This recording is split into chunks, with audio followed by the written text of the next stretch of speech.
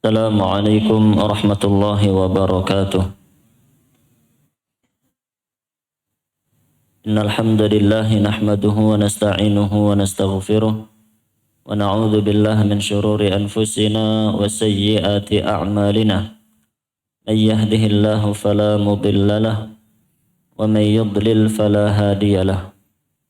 Asyhadu an la ilaha illallah wahdahu la syarika lahu wa asyhadu anna Muhammadan 'abduhu wa rasuluh. Qala Allah Ta'ala يا أيها الذين آمنوا اتقوا الله حق تقاته ولا تموتن إلا وأنتم مسلمون اللهم صل وسلم وزد وبارك على نبينا محمد وعلى آله وأصحابه أجمعين. Kaum muslimin dan muslimah, para ikhwan dan akhwat, bapak-bapak, ibu-ibu, jamaah yang hadir di Masjid Al-Hidayah maupun yang menyimak kajian kita melalui Radio Mas FM maupun yang menyimak kajian kita melalui streaming di media sosial. Semoga Allah Subhanahu wa taala merahmati dan memberi taufik kepada kita semuanya. Allahumma amin.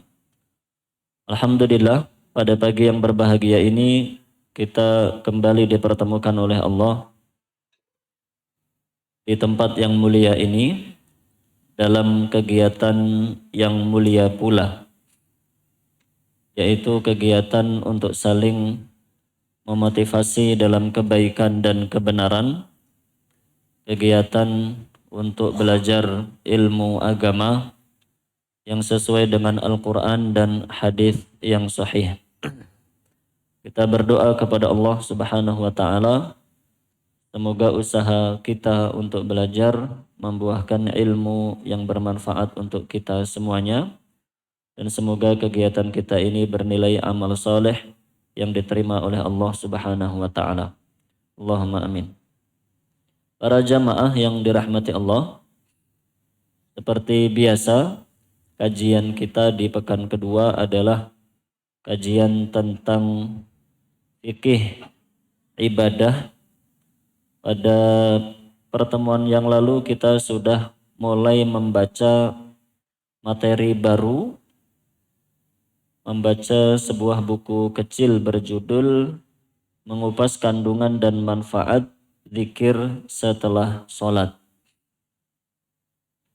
Pada pertemuan yang lalu kita telah membaca definisi zikir, juga fadilah atau keistimewaan zikir kepada Allah Subhanahu wa taala.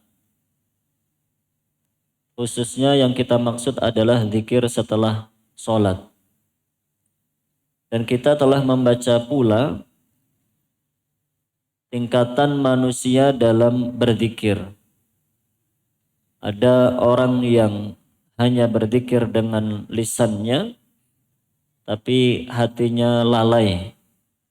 Lisannya membaca zikir, tapi hatinya, pikirannya kemana-mana. Ada orang yang tidak berzikir sama sekali. Selesai sholat langsung pergi. Selesai sholat langsung sibuk dengan handphonenya, dengan media sosialnya. Maka orang yang kedua itu sangat merugi. Tidak berzikir sama sekali. Sangat-sangat merugi karena kehilangan pahala yang besar.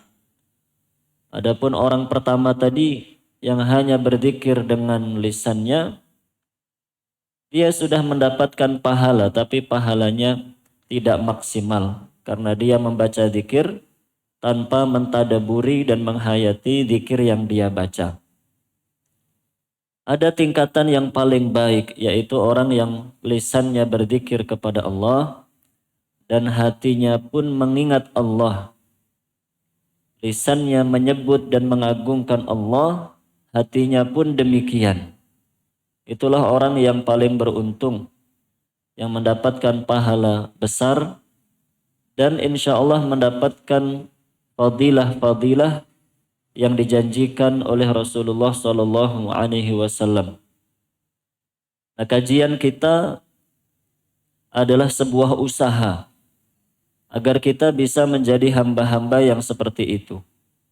Bisa menjadi hamba yang ketika berzikir itu paham dengan zikir yang kita baca, bisa menghayati maknanya, dan mengamalkan konsekuensinya.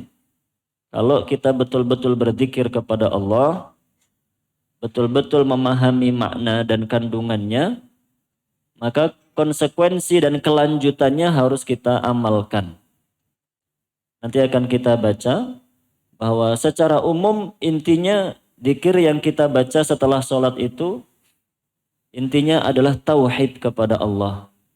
Maka jika kita betul-betul orang yang berzikir dengan baik dan benar, maka kita pun harus berusaha menjadi orang-orang yang bertauhid kepada Allah Subhanahu wa taala. Tidak boleh tidak.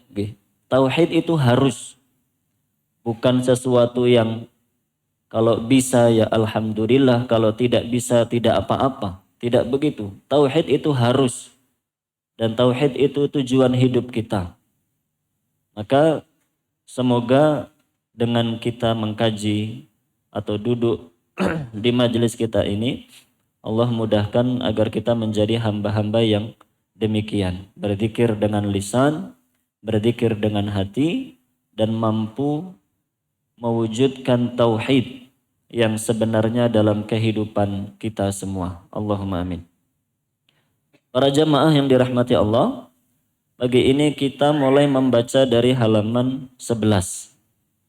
Halaman-halaman yang sudah kita baca, silahkan diulang-ulang kembali. Diulang-ulang kembali, difahami. Kalau bisa dihafalkan, maka lebih baik lagi. Dihafalkan dalil-dalilnya maksudnya. Itu insya Allah lebih baik lagi. Kita mulai membaca dari halaman 11. Ya, tafadhol. Ancaman bagi orang yang tidak berzikir. Pertama, seperti orang mati. An Abi Musa al-Ash'ari radhiyallahu anhu anin Nabi sallallahu alaihi wasallam qala mathalul ladzi yadhkuru rabbahu wal ladzi la yadhkuruhu mathalul hayy wal mayyit. Artinya dari Abu Musa al-Ash'ari bahwa Nabi sallallahu alaihi wasallam bersabda, perumpamaan orang yang berzikir mengingat Rabbnya dan yang tidak bagaikan orang yang hidup dan yang mati. Hadis riwayat Bukhari dan Muslim. Jazakallahu khairan. Ini ancaman yang pertama. Ancaman sekaligus celaan. Bahwa orang yang tidak berzikir itu disebutkan dan dicela dengan celaan yang serius. Mereka diumpamakan seperti orang yang mati.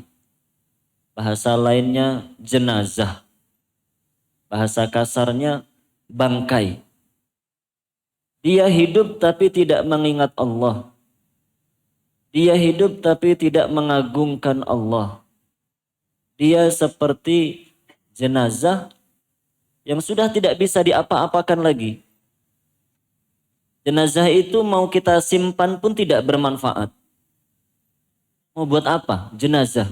Mau kita simpan pun tidak bermanfaat. Bahkan banyak madorotnya. Akan menyulitkan kita sendiri. Nah, seperti itulah perumpamaan orang yang tidak berzikir kepada Allah. Tidak bermanfaat hidupnya. Untuk apa dia hidup tapi tidak mengagungkan Allah. Tidak pernah mengingat Allah Subhanahu wa ta'ala. Padahal dia bisa hidup itu semua adalah karunia dari Allah Subhanahu wa ta'ala. Tadi sudah dibacakan hadis beserta artinya. Di bawah hadis itu diberi sedikit keterangan. Orang yang masih hidup, tubuhnya sehat, wajahnya indah, wajahnya cantik atau tampan. Hatinya penuh dengan ilmu pengetahuan. Demikian pula orang yang berzikir, fisiknya dihiasi dengan ketaatan kepada Allah. Hatinya dipenuhi dengan cahaya iman dan takwa. Dia memberi manfaat untuk dirinya dan orang lain. Orang yang masih hidup, itu banyak memberi manfaat. Baik dengan tenaganya, dengan pikirannya, dengan hartanya. Dia bisa memberi manfaat untuk dirinya dan untuk orang lain. Karena dia masih hidup. Apalagi kalau dia orang yang berilmu. Atau dia orang yang kaya dan dermawan. Maka sangat bermanfaat untuk kaum muslimin. Itulah perumpamaan orang yang berzikir kepada Allah.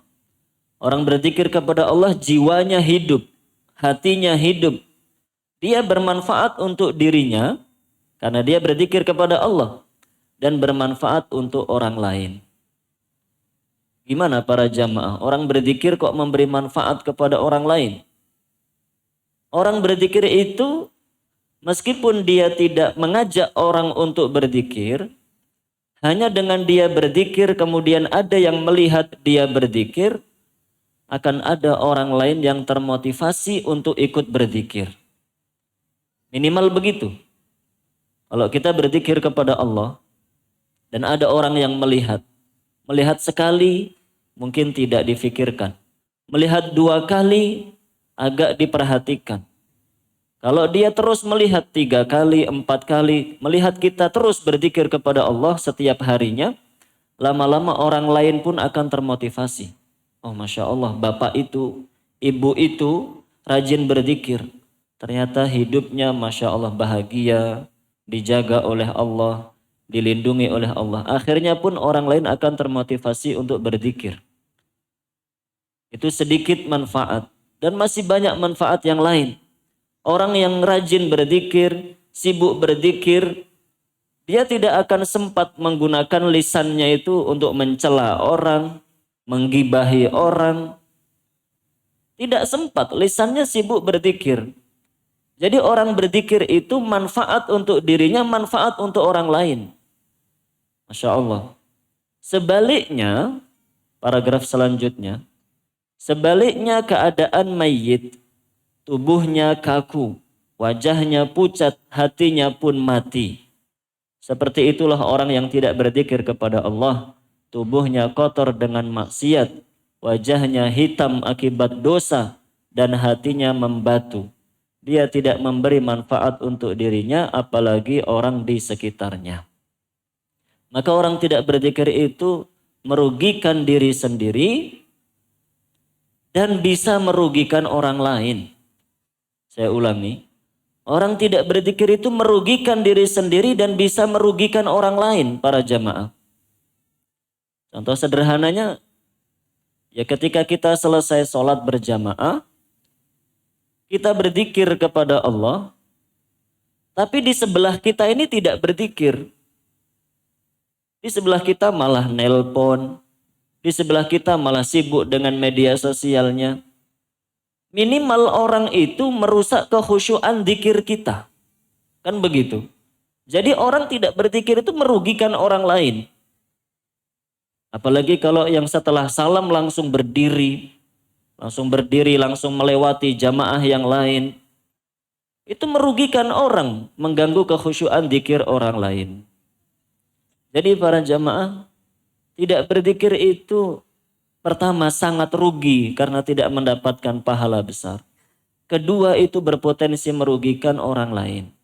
Merusak kekhusyuan zikir orang, mengganggu kenyamanan orang. Maka sangat penting bagi kita muslimin muslimah untuk berzikir setelah sholat.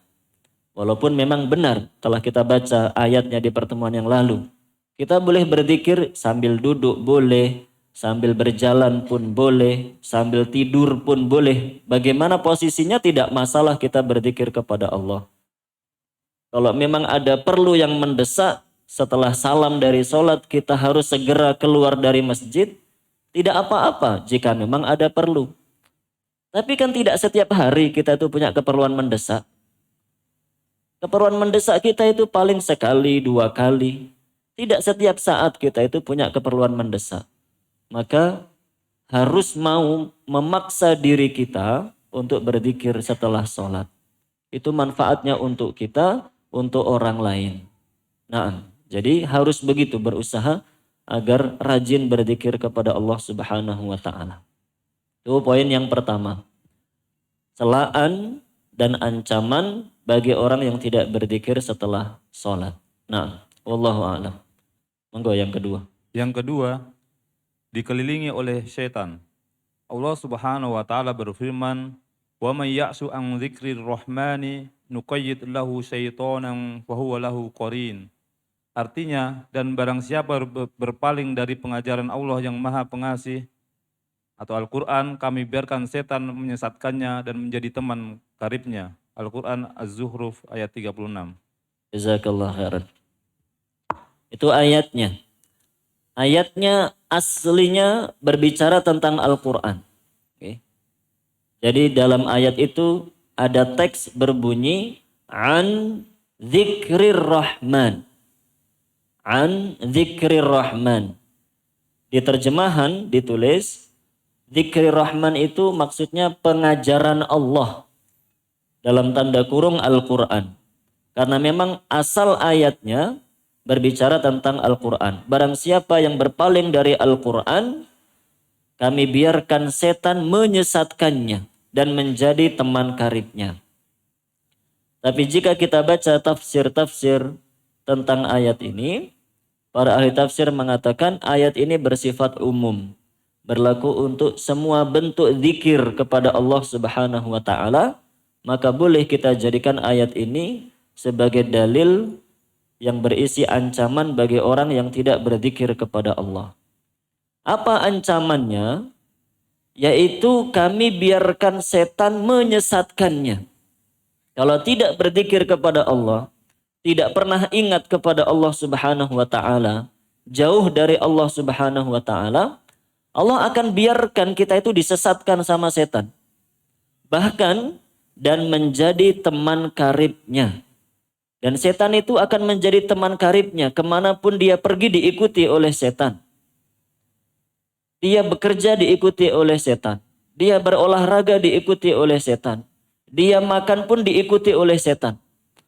Makanya kan banyak orang mau berkegiatan apa saja, tapi sambil maksiat. Banyak orang sambil berkegiatan apa saja, tapi sambil maksiat. Yang olahraga tapi sambil nyetel dangdut-dangdut begitu kan. Sambil makan, sambil nonton. Dia makan tapi sambil nonton tontonan yang tidak halal, mengumbar aurat dan seterusnya. Banyak dia berkegiatan apa saja sambil maksiat. Kenapa? Karena setan itu sudah menjadi teman karibnya. Sehingga dia mau kemanapun, mau apapun yang dia kerjakan, dituntun oleh setan biar ada maksiatnya. Waliyadzubillah min dzalik. Itu musibah para jamaah. Bagaimana orang mau berkegiatan apapun, dimanapun, kapanpun, selalu dituntun untuk menjadi ladang maksiat. Itu musibah. Kepada siapa diturunkan musibah itu oleh Allah? Kepada orang-orang yang tidak pernah mengingat Allah. Tidak mau berzikir kepada Allah. Jauh dari Allah Subhanahu wa ta'ala. Diturunkan musibah yang seperti itu. Maka kelanjutan ayatnya di sini tidak disebutkan. Kalau dibaca di Al-Quran nanti ayat ke-37, ke-38 dari surat Az-Zukhruf. Setelah Allah mengatakan begini, Allah jadikan setan sebagai teman karibnya. Allah mengatakan wa innahum layasuddunahum 'anis sabil. Dan setan itu akan terus menghalangi orang ini dari jalan Allah. Kalau sudah setan menjadi teman karibnya, Allah akan terus menghalangi orang itu dari jalan Allah. Wa yahsabuna annahum muhsinun. Tapi orang itu mengira sudah menjadi orang baik. Nah, itu musibah lebih besar lagi. Dia itu sesat tapi merasa sudah baik. Karena disesatkan terus oleh setan. Dia tidak sadar kalau menjadi orang yang jauh dari Allah Subhanahu wa ta'ala. Apa sebabnya? Sebabnya karena dia jauh dari zikir kepada Allah. Terus nanti di hari akhirat, dia akan menyesal.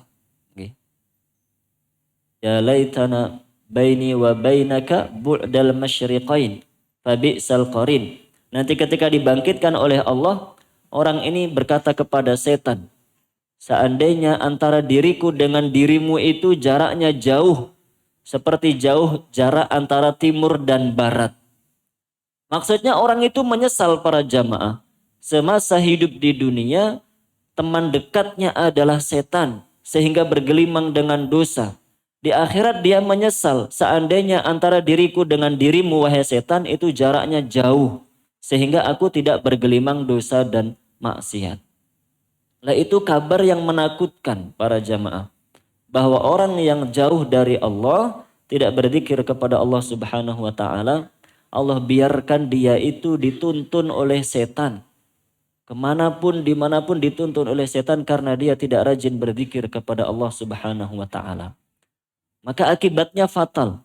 Tidak berzikir itu akibatnya fatal. Maka monggo yang rajin berzikir, sungguh-sungguh berzikir. Sudah kita baca di keistimewaan zikir pada pertemuan yang lalu.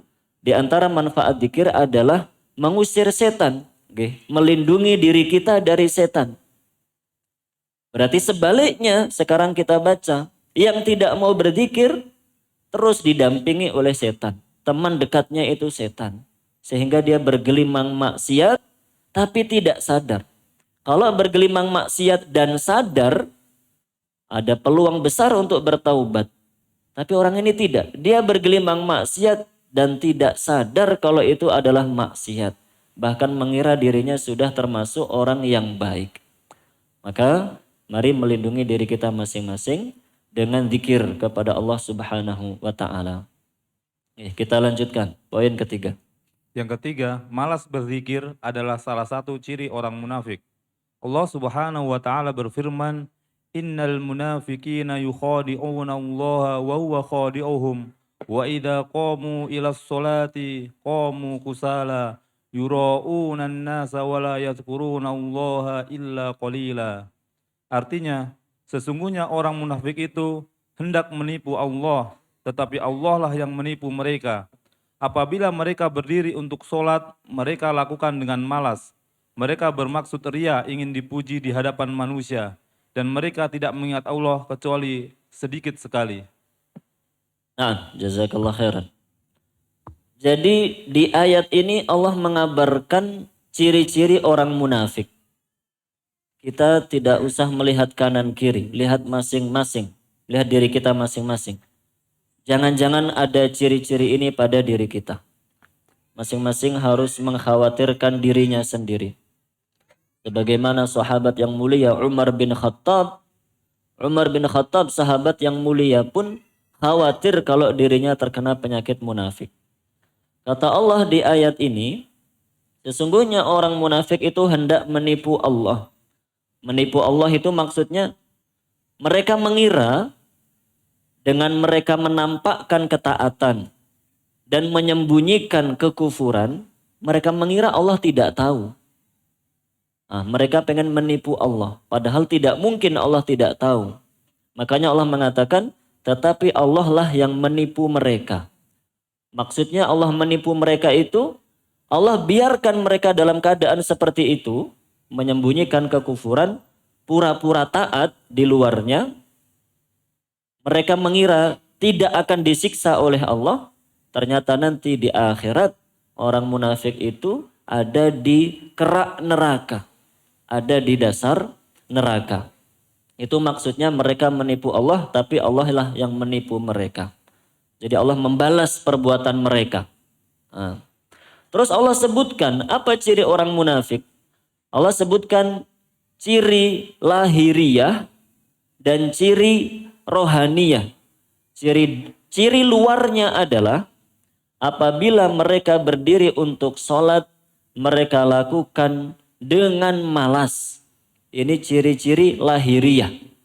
Orang munafik itu kalau sholat, fisiknya malas. Fisiknya malas. Dia itu tidak semangat secara lahiriah. Makanya ada perkataan Ibnu Abbas radhiyallahu anhuma. Ini penting sekali untuk kita semuanya. Ibnu Abbas itu mengatakan begini terkait tafsir ayat ini. Yukrahu an yaquma ar-rajulu ila sholati wa huwa kaslan. Dimakruhkan seseorang itu pergi menuju sholat dalam keadaan malas-malasan. Kata beliau, walakin yaqumu ilaiha taliqal wajhi. Seharusnya orang mukmin yang berangkat sholat itu dalam keadaan wajah berseri-seri. Azimur raghbah, semangat yang maksimal, semangat penuh. Syadidul farah, dalam keadaan sangat bahagia. Kata Ibnu Abbas radhiyallahu anhuma. Jadi menurut Ibnu Abbas, kalau lahiriah kita itu ketika sholat kok masih malas-malesan, jangan-jangan itu ciri orang munafik ada pada diri kita. Karena kata Allah di ayat ini, orang munafik itu kalau berangkat sholat, melaksanakan sholat malas-malasan. Lahiriahnya malas. Jadi sholatnya tidak sempurna. Nah, kita melihat diri masing-masing begitu nggih.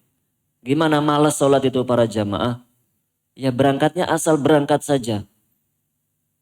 Tidak peduli wudhunya sempurna atau tidak, begitu nggih. Jalannya malas-malasan. Yang penting sholat di masjid. Yang penting sholat. Dapat jamaah ya alhamdulillah, nggak dapat ya nggak apa-apa. Begitu. Nanti ketika berdiri sholat, dulu kita belajar ketika membahas tentang sholat. Kalau semangat sholatnya, maka ketika berdiri sedekap dia akan berdiri dengan sempurna. Ada berapa cara dulu sedekap? Masih ingat tidak para jemaah? Ada 3 cara. Boleh memegang pergelangan seperti ini. Boleh ditaruh di atas telapak tangan. Boleh juga di atas lengan kita. Ada 3 cara. Nah, kalau sholatnya semangat, dia akan sempurna sedekap. Tapi kalau malas-malasan, gimana sedekapnya? Malas-malasan begini kan? Tangannya di bawah. Yang penting tangan, yang penting nggak kelihatan sama orang. Kalau kita melakukan hal seperti itu, waliyadzubillah, jangan-jangan pada diri kita ada ciri orang munafik. Ketika sholat malas-malasan. Nanti ketika ruku, ya ruku apa adanya, tidak disempurnakan. Dulu sudah kita bahas. Kalau ruku berusaha supaya punggungnya lurus, begitu kan? Kalau malas ya tidak peduli lurus atau tidak lurus, datar atau tidak datar, pokoknya asal ruku. Sujud juga begitu, asal sujud saja begini, tidak sempurna gerakannya. Lah kata Ibnu Abbas, tidak boleh seperti itu. Orang sholat itu kata Ibnu Abbas wajahnya berseri-seri, semangatnya penuh dan syadidul farah, merasa bahagia, semangat. Itu baru ciri-ciri orang yang terbebas dari penyakit kemunafikan, kata Ibnu Abbas radhiyallahu anhuma. Itu ciri fisiknya orang munafik. Adapun ciri rohaninya, Allah mengatakan mereka bermaksud riya, ingin dipuji. Ya, dalam hatinya orang munafik itu ketika sholat mereka riya. Di hadapan manusia. Kapan-kapan kita bahas tentang riya. Sekarang tidak sedang membahas tentang riya. Tapi riya jika ada di hati seseorang itu merupakan salah satu ciri orang munafik. Allah menambahkan ciri orang munafik dan mereka tidak mengingat Allah kecuali sedikit sekali. Ketika sholat mereka itu tidak mengingat Allah kecuali sedikit. Mungkin hanya di awal sholat, mungkin hanya di akhir sholat. Padahal kita seringnya begitu kan para jamaah. Musibahnya di situ. Padahal kita seringnya begitu, waliyadzubillah min dzalik. Maka monggo terus meningkatkan kualitas kita kepada Allah Subhanahu wa taala. Dan orang munafik kalau di dalam sholat saja tidak mengingat Allah kecuali sedikit, apalagi di luar sholat. Mereka pun juga tidak rajin berzikir kepada Allah.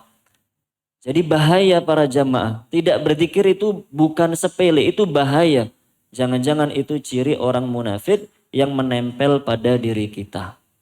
Makanya di paragraf selanjutnya, oleh karena itu Ka'ab bin Malik tentunya, beliau mengatakan, barang siapa gemar berzikir, ia terbebas dari kemunafikan. Barang siapa kok semangat berzikir, merasa bahagia ketika berzikir, senang berzikir, itu tandanya dia terbebas dari kemunafikan. Sebaliknya berarti yang malas berzikir, tandanya jangan-jangan pada dirinya ada sifat kemunafikan. Padahal sifat munafik itu bahaya. Okay? Makanya mari rajin berzikir kepada Allah Subhanahu wa ta'ala. Penting untuk berzikir kepada Allah, melindungi diri kita, membersihkan diri kita dari penyakit kemunafikan. Nah, yang keempat, yang terakhir dari ancaman bagi orang yang tidak berzikir kepada Allah. Monggo. Yang keempat, malas berzikir tanda pengikut syaitan. Di antara ciri orang-orang yang telah dikuasai oleh syaitan adalah merasa malas untuk berzikir. Allah Subhanahu wa taala berfirman, "Istahwadha 'alaihimus syaitan fa'ansahum dzikrallah ulaika hizbus syaitan ala inna hizbas syaitani humul khasirun." Artinya, syaitan telah menguasai mereka, lalu menjadikan mereka lupa mengingat Allah. Mereka itulah golongan syaitan. Ketahuilah bahwa golongan syaitan itu golongan yang merugi. Al-Quran Surat Al-Mujadilah ayat 19. Nah, jazakallah khairan. Kata Allah Subhanahu wa ta'ala, mereka itu golongan setan. Okay. Setan menjadikan mereka lupa mengingat Allah. Yang dijadikan lupa mengingat Allah, itulah golongan setan. Maksudnya pengikut-pengikut setan. Anak buahnya setan. Dibuat lupa dari Allah Subhanahu wa ta'ala. Dan kalau sudah begitu, merekalah orang-orang yang merugi. Dengan apa setan itu menyibukkan orang agar tidak berzikir kepada Allah? Dengan dua penyakit. Dengan syahwat atau dengan syubhat. Maka diterangkan di dua paragraf di bawahnya itu. Lihat contohnya. Setan menyibukkan hati manusia dengan syahwat dunia. Baik berupa harta, tahta maupun wanita. Sehingga hati itu lalai dari Allah dan lisannya pun akan berat untuk membaca zikir. Penyakit syahwat bisa menimpa siapa saja, baik laki-laki maupun wanita, tua maupun muda, okay? Kaya maupun miskin, semuanya berpotensi terkena penyakit syahwat. Orang itu kalau sudah sibuk mengejar syahwat, baik harta, wanita atau lawan jenis, tahta, ketenaran, apapun syahwatnya, membuat dia lalai dari Allah. Dan betul seperti itu. Kenapa ada orang lebih merasa asik untuk bermain medsos daripada berzikir kepada Allah? Karena sudah kalah dengan syahwatnya. Dia itu merasa sangat asik bermain medsos, bermain handphonenya. Nah, akhirnya dia mengesampingkan zikir kepada Allah. Sehingga selesai salam dari sholat langsung membuka handphonenya. Dia merasa lebih asik. Membuka Facebook itu asik, membuka YouTube itu asik, membuka WhatsApp itu asik. Terus semua syahwatnya dikejar. Kalau yang punya usaha, setelah salam dari sholat langsung mengurusi usahanya. Kalau yang pegawai bekerja, setelah itu langsung mengurusi pekerjaannya. Syahwat. Kalau sudah ditimpa dengan syahwat, dilupakan oleh setan dari mengingat Allah Subhanahu wa ta'ala. Dan itu menimpa siapa saja. Kita sekali lagi tidak usah lihat kanan kiri. Kita melihat diri kita masing-masing.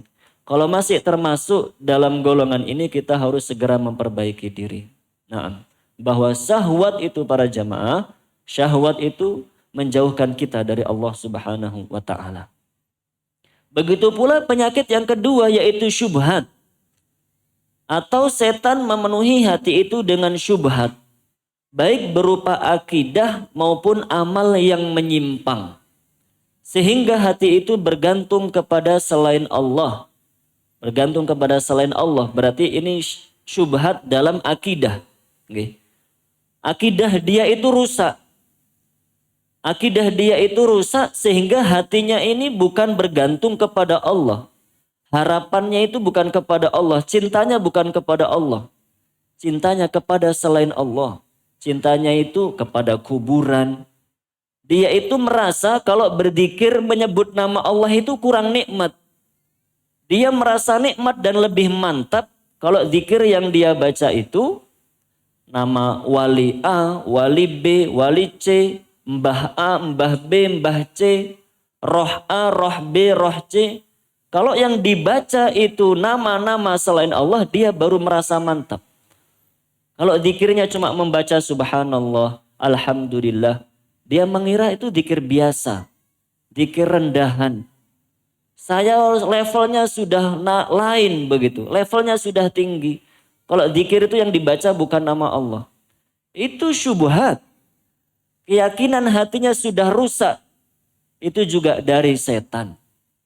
Karena ditanamkan keyakinan yang menyimpang seperti tadi, akhirnya dia pun jauh dari zikir kepada Allah. Itulah golongan setan. Waliyadzubillah. Atau syubhat dalam amaliyah. Sehingga dia mengagungkan selain Allah subhanahu wa ta'ala. Kalau memuji, memuji selain Allah. Kalau berzikir, berzikir kepada selain Allah. Itu namanya syubhat. Dan itu banyak para jamaah. Banyak sekali kaum muslimin yang seperti itu. Kalau berzikir, dia kuat berzikir satu malam penuh. Satu malam suntuk itu berzikir. Tapi yang dibaca itu bukan nama Allah. Yang dibaca itu nama selain Allah. Entah imamnya, entah roh siapa, entah. Wallahu a'lam. Itu dari setan. Atau dia membaca nama Allah. Yang dibaca memang subhanallah, alhamdulillah. Tapi niat di dalam hatinya itu bukan untuk beribadah kepada Allah. Itu pun juga syubhat. Jadi para jamaah yang dirahmati oleh Allah, setan itu benar-benar kalau sudah menguasai hati seseorang, dia akan dijauhkan dari Allah Subhanahu wa taala. Dan orang itu merasa sudah beramal soleh yang banyak, sudah maksimal. Ternyata yang dikerjakan bukan amal soleh. Bahkan bisa jadi yang dikerjakan adalah kesyirikan. Waliyatubillah. Bagaimana caranya biar kita itu dilindungi dari setan? Di antara caranya adalah dengan rajin berzikir. Dengan zikir yang diajarkan oleh Rasulullah Sallallahu Alaihi Wasallam. Demikian para jamaah, itu beberapa ancaman dan celaan bagi orang yang tidak berzikir kepada Allah. Masih banyak yang lain, tapi insya Allah yang kita sebutkan di sini sudah cukup mewakili. Bagaimana kira-kira para jamaah? Siap untuk rajin berzikir insya Allah, okay? Insya Allah. Tapi zikirnya jangan yang aneh-aneh. Zikir yang harus ada rebananya. Zikir yang harus di lapangan bareng-bareng. Zikir masing-masing setelah sholat berzikir. Ditadaburi masing-masing. Dihayati, bertaubat kepada Allah masing-masing. Demikian dicontohkan oleh Rasulullah Sallallahu Alaihi Wasallam. Dengan ini kita selesai membaca bab pertama. Isinya tentang definisi zikir, kemudian anjuran berzikir, diterangkan pahala berzikir, dan celaan bagi orang yang berzikir. Silahkan nanti dibaca masing-masing, diulang-ulang untuk motivasi diri kita masing-masing. Sekarang kita masuk bab 2. Akan kita baca zikir yang disunahkan setelah sholat beserta maknanya sedikit demi sedikit. Mungkin bisa 2 pertemuan, 3 pertemuan, nggak masalah insya Allah ya, nggak masalah. Kita baca pelan-pelan biar paham sedikit demi sedikit. Kalau langsung banyak nanti malah nggak ada yang masuk, masalahnya begitu. Kan begitu ya, kalau kebanyakan kan nggak muat karena memori kita ini terbatas, begitu kan. Gak usah sok pintar lah kita lah. Seperti botol ini. Kalau sekecil ini mau dikasih air banyak ya gak akan muat kan begitu. Lah bayangan kita seperti inilah. Kemampuan kita itu sangat terbatas. Beda dengan para ulama, Masya Allah. Mampu sekaligus menghabiskan materi yang banyak. Kita bacanya pelan-pelan. Diusahakan untuk faham materinya sedikit demi sedikit. Oke. Halaman selanjutnya halaman 14 bab 2 bacaan zikir setelah sholat. Saya baca dulu. Yang dimaksud di sini adalah zikir-zikir yang disunahkan untuk dibaca seusai sholat fardu. Penulis tidak menjelaskan zikir setelah sholat sunnah seperti sholat witir, dan lain-lain. Karena ada zikir-zikir yang disunahkan dibaca setelah sholat sunnah. Itu pembahasannya lain. Yang kita maksud adalah zikir setelah sholat fardu. Perlu diketahui bahwa zikir-zikir seusai sholat disebutkan dalam beberapa hadis yang berbeda. Tidak ada satu hadis yang menghimpun seluruh zikir tersebut dan menjelaskan urutannya. Jadi zikir yang dibaca setelah sholat itu dalilnya sendiri-sendiri, begitu leh. Ada satu hadis menerangkan satu bacaan zikir setelah sholat. Ada satu hadis menerangkan dua bacaan zikir setelah sholat. Tidak ada yang satu hadis langsung menghimpun semua bacaan setelah sholat. Masya Allah. Gak apa-apa, biarin. Baik.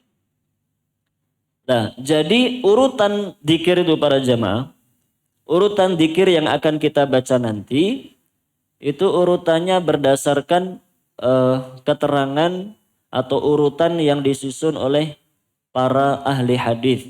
Seperti Imam Muslim. Imam Muslim ketika menyebutkan hadis-hadis tentang zikir setelah sholat, menyebutkan urutannya seperti yang akan kita baca nanti. Berarti maksudnya begini loh para jamaah. Berarti maksudnya zikir itu mau dibolak-balik urutannya nggak masalah, begitu maksud saya.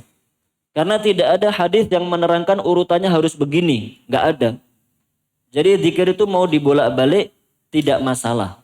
Oke. Mau ini dulu terus itu silahkan. Selama kita baca semua zikir yang disunahkan untuk dibaca setelah sholat. Baik. Berikut zikir-zikir yang disunahkan untuk dibaca seusai sholat. Pertama, membaca istighfar 3 kali. Dalil pensyariatannya itu belum dikasih harokat. Oke, silahkan diharokati. Ya, saya bacakan, silahkan diharokati. An Thawbana radhiyallahu anhu. An Thawbana radhiyallahu anhu qala kana Rasulullah sallallahu alaihi wasallam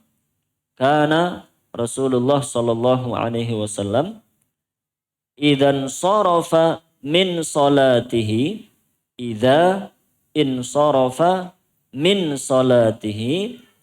istaghfara thalathan. Kana Rasulullah sallallahu alaihi wasallam idzan sarafa min salatihi istaghfara thalathan.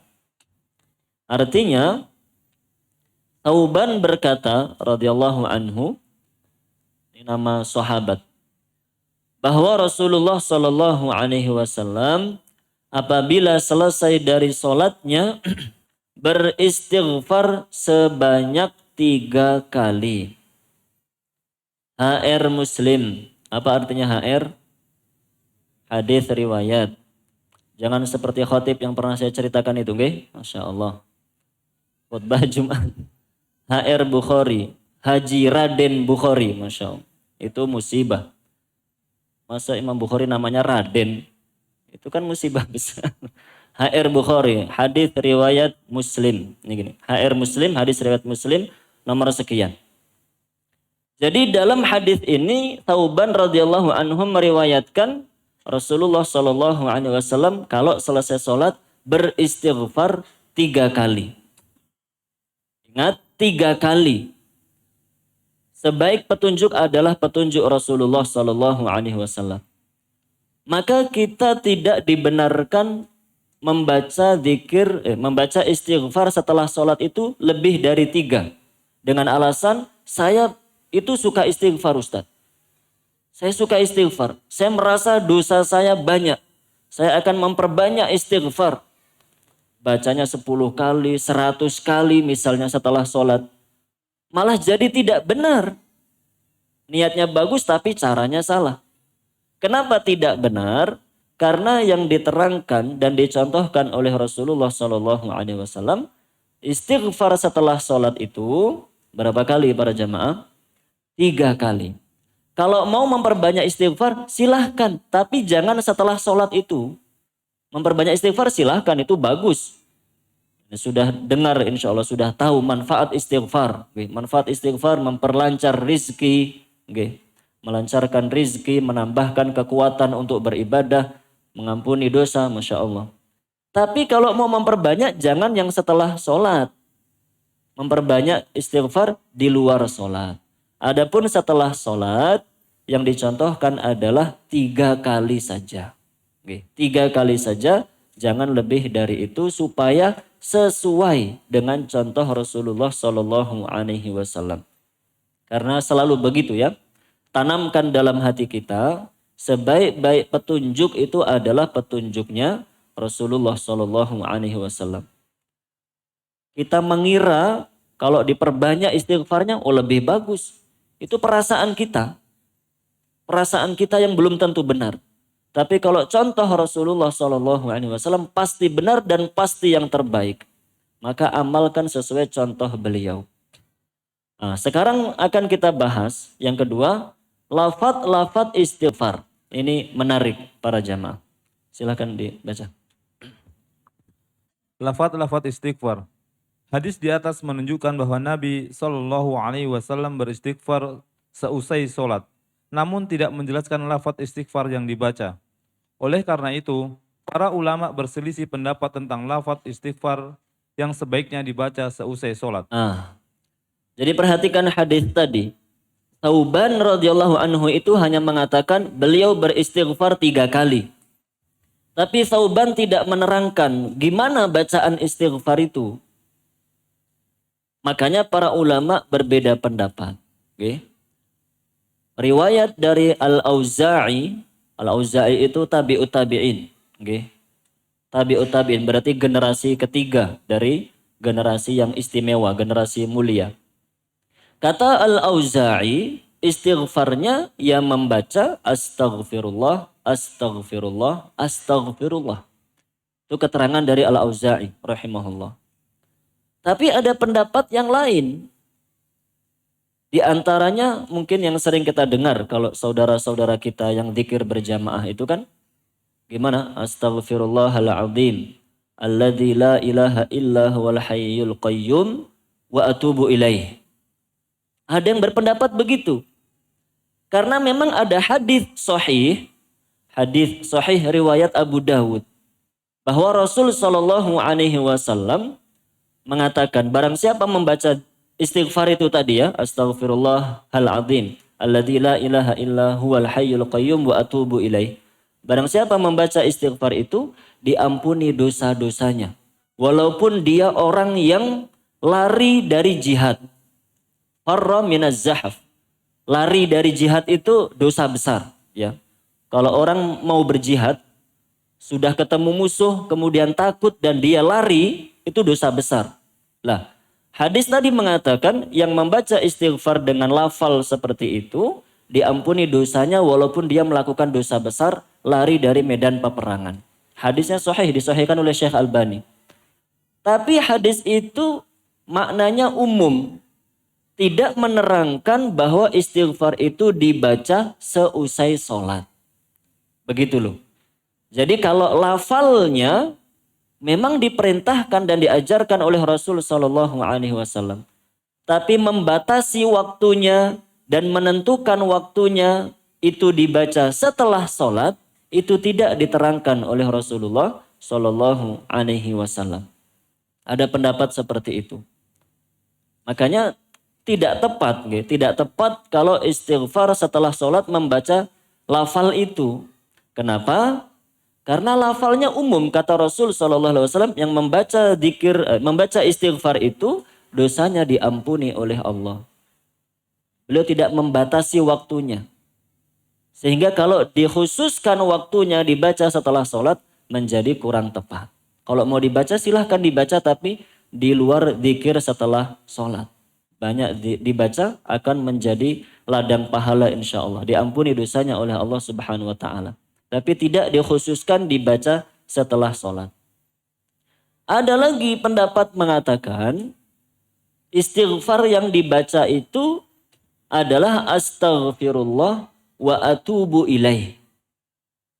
Karena diriwayatkan dalam hadis setelah turun surat An-Nasr, idza jaa nasrullahi wal fath wa ra'aitan nasa yadkhuluna fi dinillahi afwaja, fasabbih, maka bertasbihlah kepada Allah, bihamdi rabbika wastaghfir, dan mohonlah ampun kepada Allah, innahu kana tawwaba, sesungguhnya Allah Maha menerima taubat.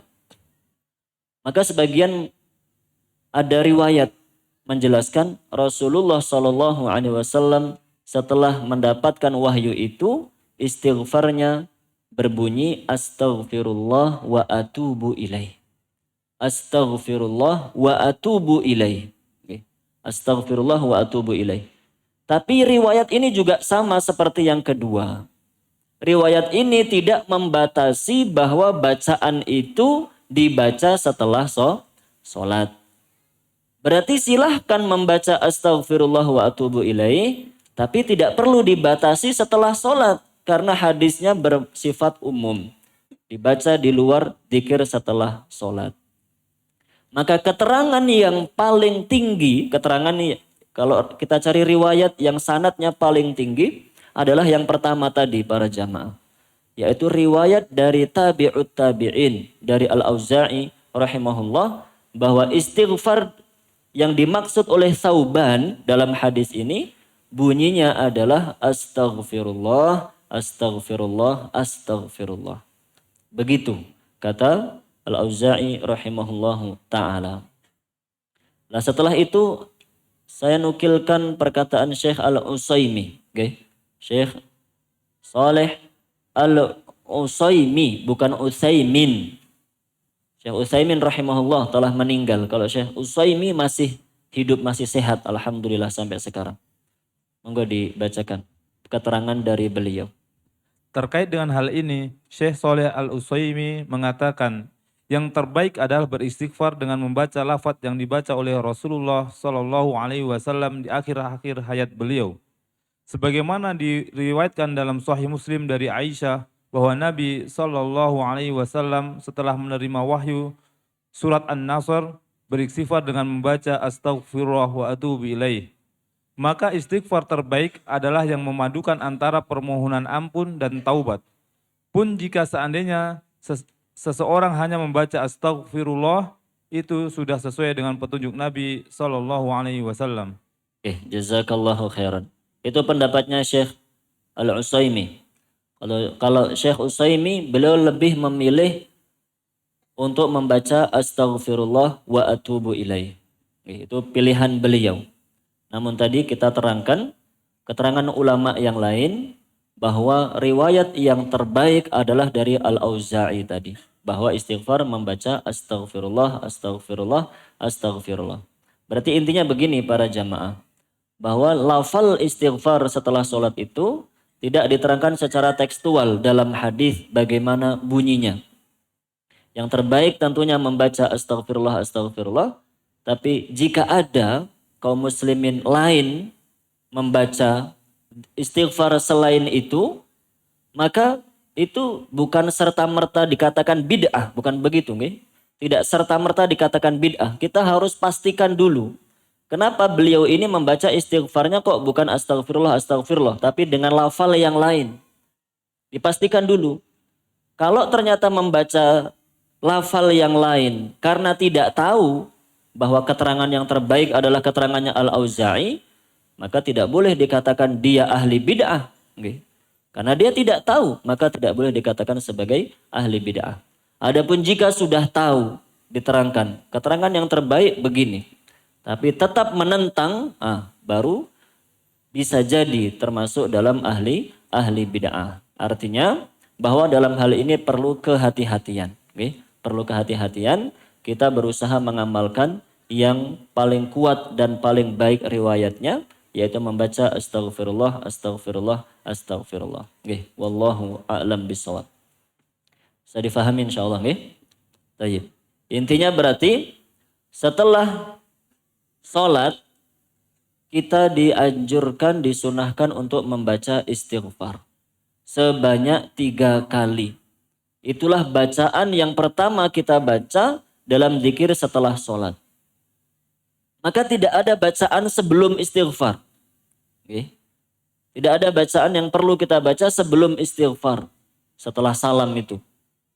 Karena ada saja yang menambah-nambahkan itu ada saja. Setelah salam, baca dulu Alhamdulillah, Allahu Akbar. Kenapa Alhamdulillah? Karena selesai sholat. Saya bersyukur kepada Allah sudah selesai sholat. Orang bersyukur itu bacanya Alhamdulillah, bukan Astaghfirullah. Nah itu sama seperti tadi, pakai perasaan. Selalu kita tekankan dalam diri kita dulu utamanya. Dan kita ajarkan kepada keluarga kita dan kaum muslimin. Agama itu nggak pakai perasaan. Agama itu pakai dalil. Yang diajarkan oleh Rasulullah SAW itulah yang terbaik. Itulah yang terbaik. Kalau pakai perasaan itu repot karena selera kita masing-masing toh. Jenengan pengennya baca Alhamdulillah. Saya pengennya baca Allahu Akbar misalnya begitu setelah sholat. Saya seleranya begitu. Kan repot kalau pakai perasaan nggak tahu mana yang benar. Maka kalau pakai perasaan rusak agama kita.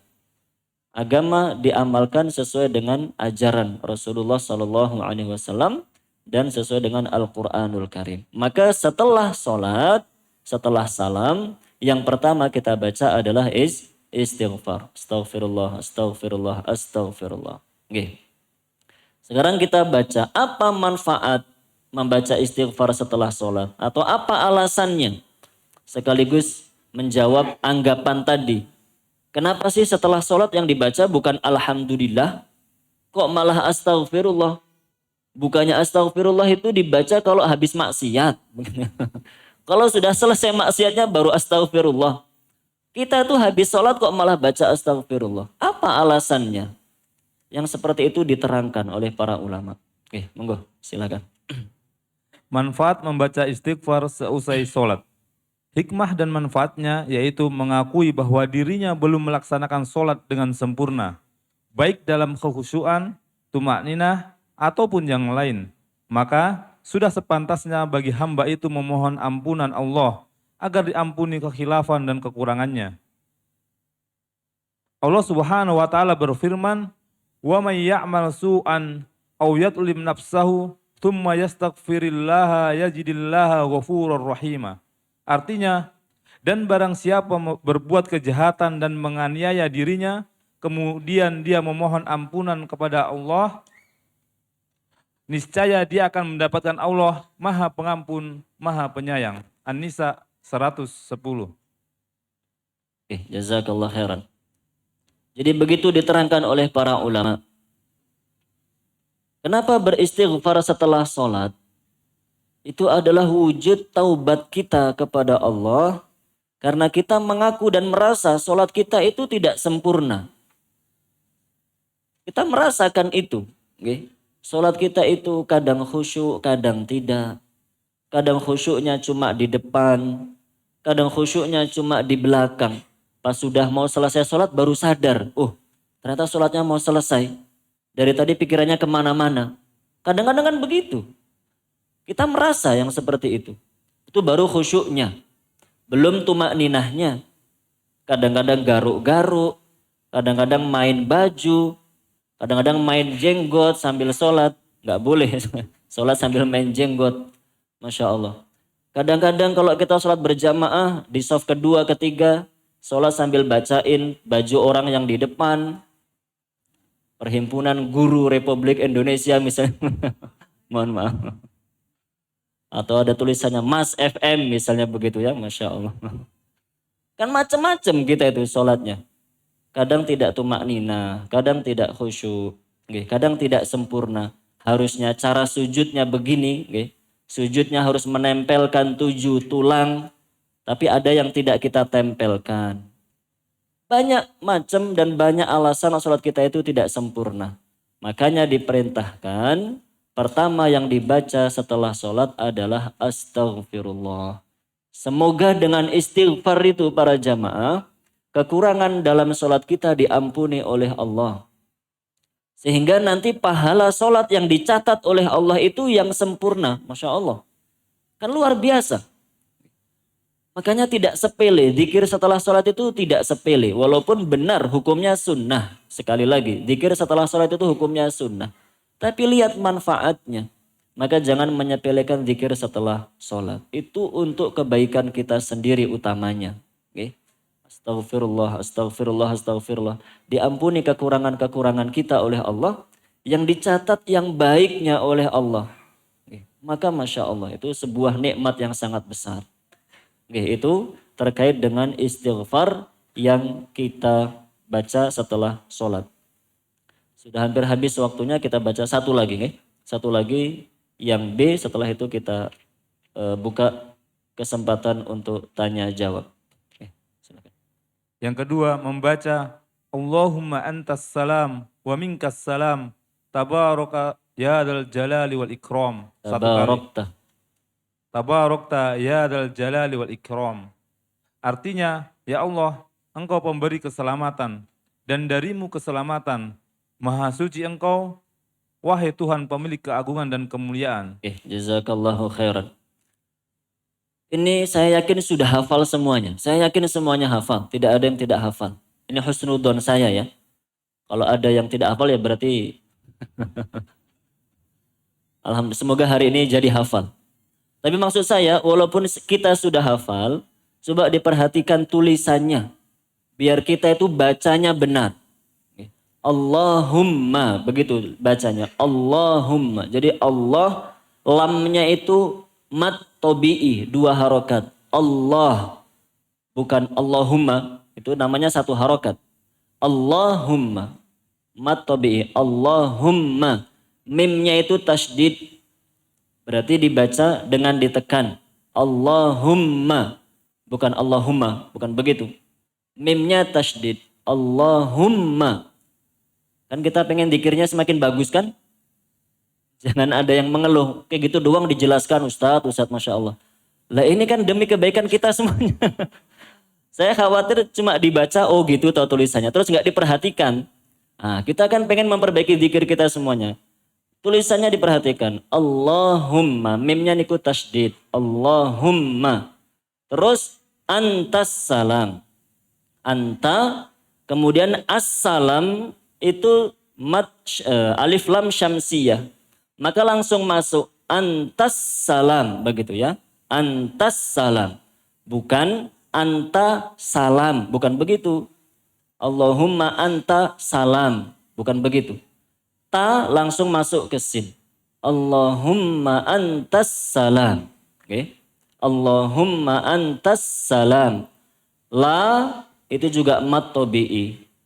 Maksudnya dibaca agak panjang. Walaupun ini bukan Al-Quran ya. Kalau hukum-hukum tajwid itu kan untuk Al-Quran sebenarnya. Tapi untuk mempermudah penjelasannya begitu. Lam itu 2 harokat. Allahumma antas salam. Bukan antas salam. Bukan begitu.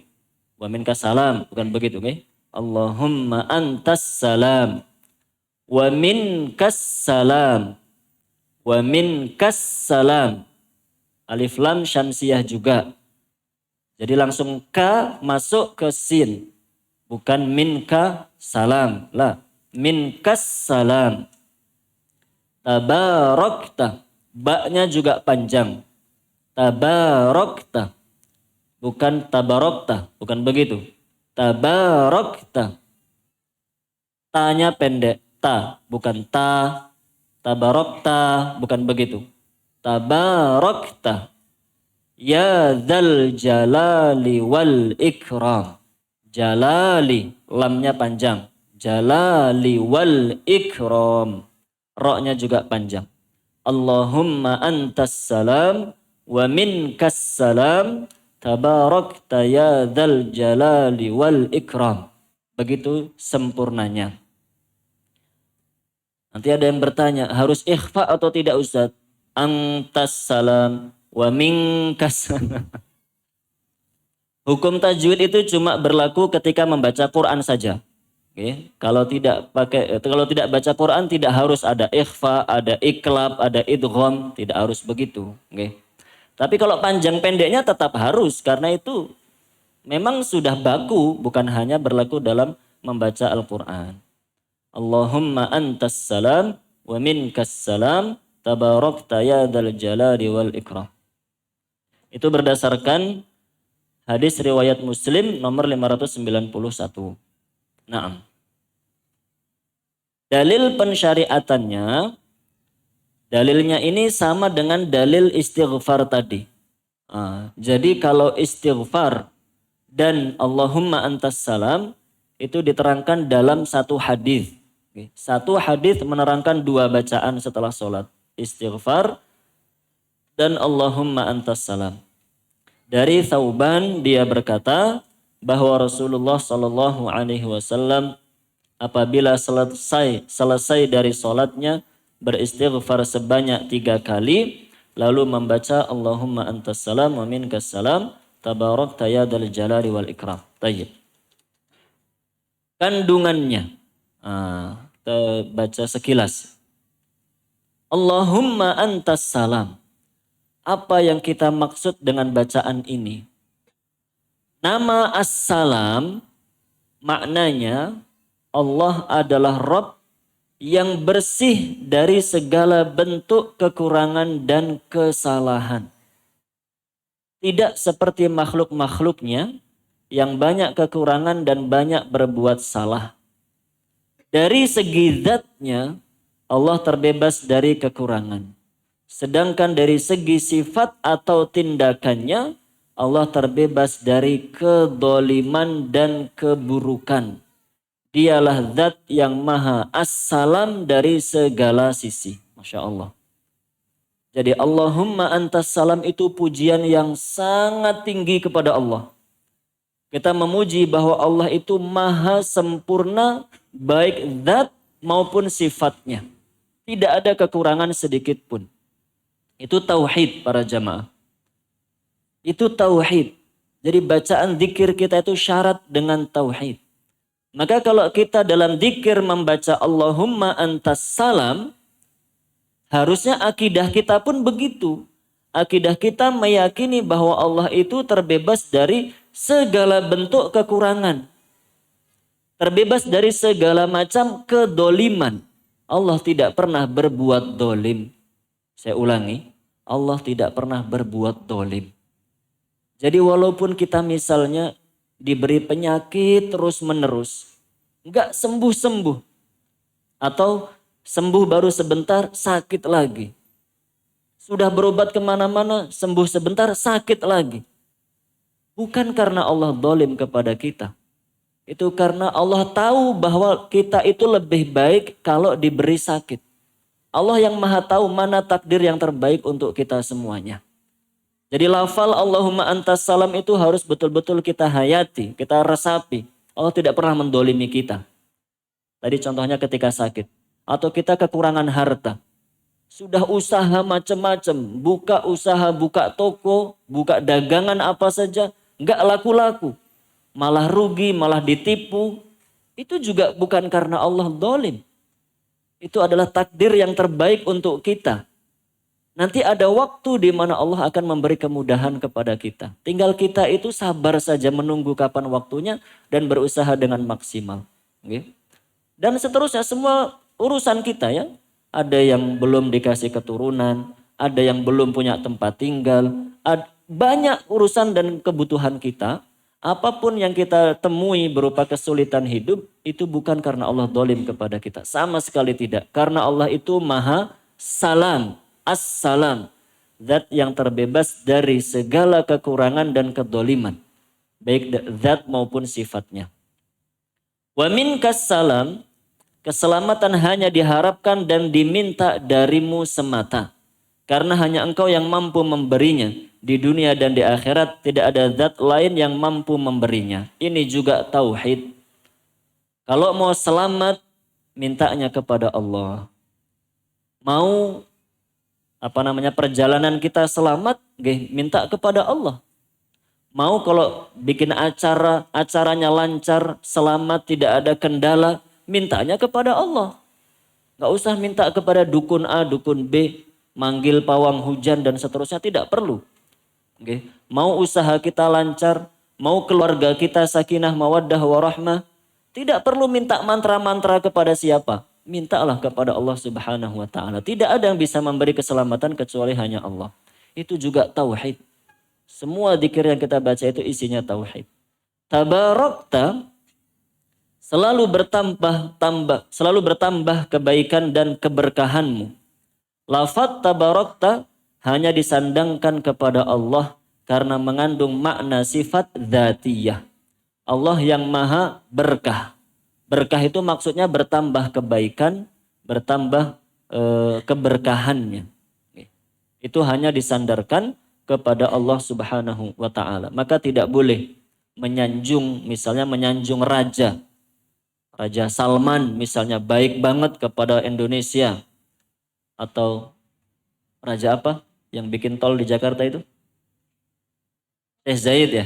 Syekh Zaid bikin tol di Jakarta, bikin masjid di sini. Baik banget. Kita silahkan memuji tapi secukupnya. Tidak boleh sampai menggunakan lafaz ini. Tabaraka Malik Zaid. Maha berkah Raja Zaid. Itu tidak boleh. Lafaz tabarakta hanya disandarkan kepada Allah Subhanahu wa taala. Terakhir, ya dzal jalali wal ikram. Wahai zat yang memiliki keagungan sempurna, yang memuliakan para nabi dan hamba-hambanya yang soleh. Ini keterangan dari Al-Adhkar ba'da salat maktubah karangan Syekh Saleh Fauzan hafizahullah taala. Nah, para jamaah yang dirahmati oleh Allah, demikian kajian kita pada kesempatan pagi yang berbahagia ini. Semoga menjadi ilmu yang bermanfaat untuk kita semuanya. Sebelum diakhiri, silahkan jika ada yang mau ditanyakan. Ya, silakan. Mungkin jamaah bisa langsung. Mohon tanya Ustaz. Bahwa dirinya belum melaksanakan sholat dengan sempurna. Ini pada dasarnya pada diri saya pribadi mungkin bisa diambil pelajaran ibrah dari teman-teman semuanya. Terkait dengan kesempurnaan sholat berjamaah. Kadangkali jujur secara pribadi kadangkali lupa juga. Yang pertama mungkin masalah ketika dengan ikhwan-ikhwan mungkin bisa terjaga. Dengan orang lain tentu kebijaksanaan.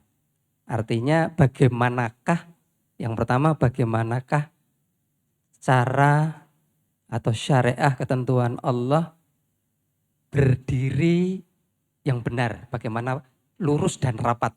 Ini yang pertama. Yang kedua, kalau saya pribadi memahami mohon nanti diluruskan. Kalau di tempat lain saya mengambil aman di tengah. Tengah kan tidak mempunyai kewajiban bergeser ke kanan dan ke kiri. Khawatirnya kalau nggak mau ini kan kita kejar lah, itu kebijaksanaan di situ. Jadi ada dua hal. Demikian Ustaz, syukron. Jazakallah khairan. Ya, kesempurnaan menata shaf itu mempengaruhi kesempurnaan sholat berjamaah kita. Maka yang terbaik menata shaf lurus dan rapat. Lurus itu patokannya adalah tumit dan mata kaki, bukan ujung jari kaki. Kalau kita meluruskan ujung jari kaki, nanti biasanya tumitnya akan tidak lurus karena panjang kaki kita itu berbeda-beda, ukuran kaki kita berbeda-beda. Maka yang terbaik itu meluruskan tumit dan mata kaki. Kalau bisa rapat, maka walhamdulillah, itu lebih sempurna. Tapi kalaupun seperti tadi kasusnya, ada orang yang tidak mau dirapatkan kakinya ketika berdiri di shaf, maka setidaknya kita itu menjaga tetap lurus. Itu minimal. Minimal shaf itu kalaupun tidak rapat dia lurus. Nah, maka yang seperti itu sudah cukup. Jadi monggo ketika sholat diusahakan shafnya yang sempurna. Begitu. Ketika menemukan jamaah lain yang tidak mau dirapatkan, ya bagaimana lagi, dia tidak mau dirapatkan kakinya. Maka minimal kita menjaga supaya shafnya masih lurus. Jazakallahu khairan.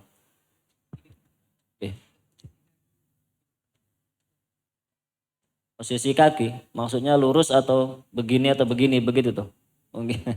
Kaki tentunya lurus begini. Kakinya lurus, jari kaki itu menghadap ke depan, ke kiblat. Tidak miring kanan, tidak miring kiri. Manfaatnya lagi kalau lurus tadi bisa menempelkan kaki dengan kanan dan kirinya. Jazakallahu khairan.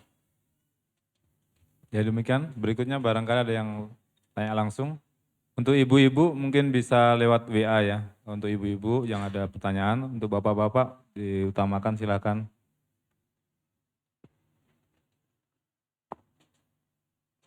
Udah siang. Udah pengen sarapan kedua antum ya.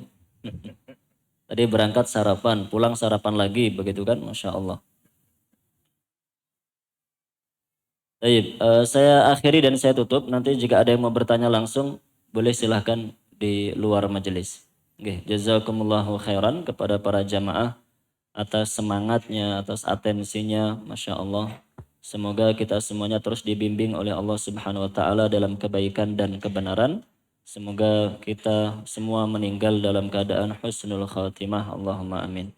Atas sangat banyak kekurangan mohon maaf yang sebesar-besarnya. Saya akhiri dengan doa kafaratul majelis. Subhanakallahumma wa bihamdik asyhadu an la ilaha illa anta astaghfiruka wa atubu ilaik.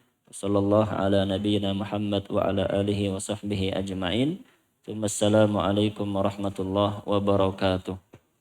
Assalamualaikum warahmatullahi wabarakatuh. Ya demikian.